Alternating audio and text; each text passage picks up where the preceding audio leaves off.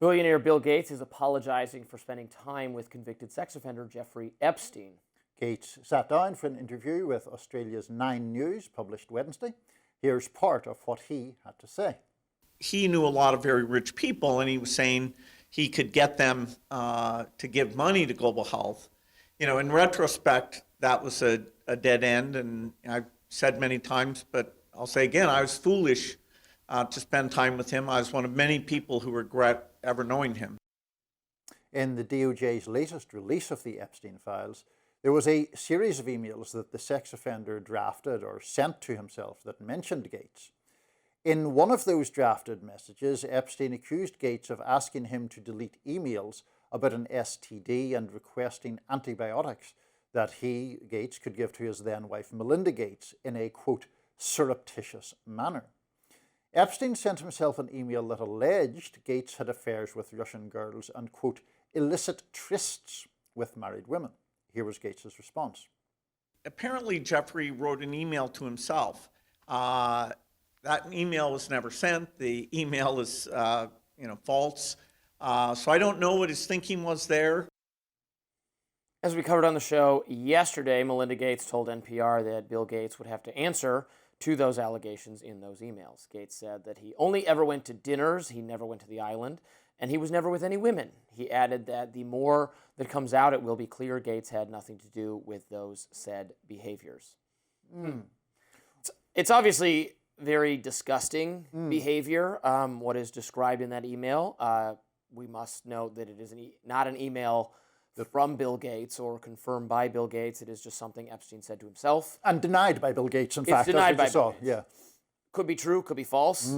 Could be some game of telephone where he's confused it with someone else or just made up. Who knows? I don't know what can be said about it.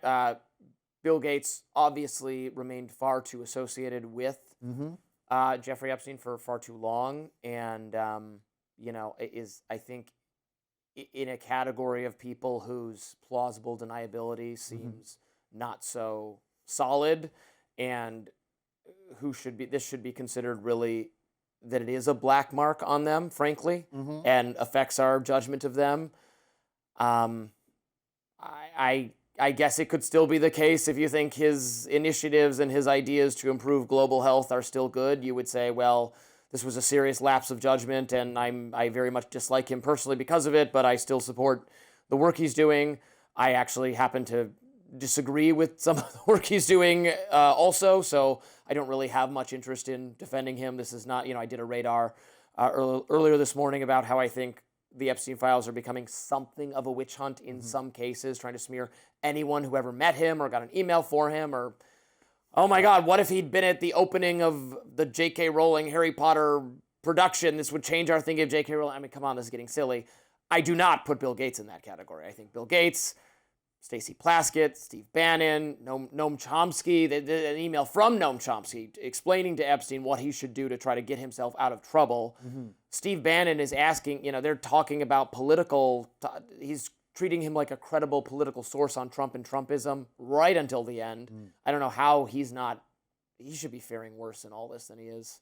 Yeah, I think that the point that you raised there about judgment is kind of the important one in the vast majority of the people we're talking about, because we're not talking here about formalized criminal allegations of criminal behavior. What we're talking about is the lapse in judgment to maintain friendly contact with Jeffrey Epstein after the point where he was already convicted of sexual offenses or had pleaded guilty to sexual offenses in Florida. So look, I think that is a lapse in judgment. I think it's clearly a lapse in judgment on Gates's part and on the part of basically anybody who falls into that category, regardless of what their political views are, what I think of other initiatives they might take, or because this is post-sex. He's already been incarcerated for being a sex offender. And these are all years after that. Which was the same thing that really got, it's, the former Prince Andrew in Britain. It was maintaining, that was the thing that first opened him up to sort of sanction, or certainly public opprobrium, was keeping contact over that point. Now, because before that, I really don't, maybe not in every single case, but I would extend a great deal of leniency to people before that. And again, that includes both the Clintons and Donald Trump. Right. This is not really an explicitly political thing. This involves people who are, Steve Bannon is a very political figure. Sure. Bill Gates has his own politics, people of a political nature, but not the literal leader, the past presidents of our parties. Right. Now, what I do find interesting in Gates's case is the fact that he did actually give a TV interview about it and address it publicly. A lot of the people who have been mentioned in these Epstein files seem to have just sort of hoped it would go away or hope it will pass. And it's interesting. I'm curious as to Gates's motivations. I don't believe he or anyone else with that degree of prominence are doing it for the greater public good. Now, we did allude in the introduction and mention on yesterday's show that Bill Gates's ex-wife has been, I would say, outspoken on this and certainly been implicitly pretty explicitly critical. Yes. So maybe he's trying to, as it were, rebut that narrative.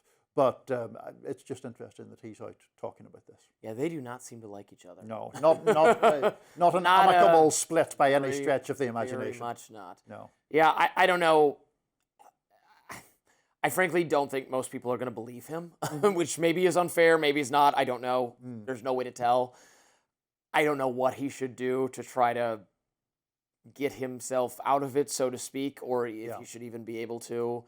I guess flatly denying it and then probably waiting for it to die down is the only thing he can reasonably hope for. Yeah, and I guess just focusing. He did push back on that email, which, as we noted, was not sent to anyone and was not confirmed by anyone. So pushing back on that might be useful, but it's. The lapse of judgment is severe. I'm not trying to justify or minimize that at all. No, absolutely not. And I didn't like him to begin with. Well, I didn't mind him, but it's still a terrible lapse in judgment. Next up, the Washington Post is laying off 30% of its staff amidst a major reorganization of its newsroom. We'll have reactions to that coming up.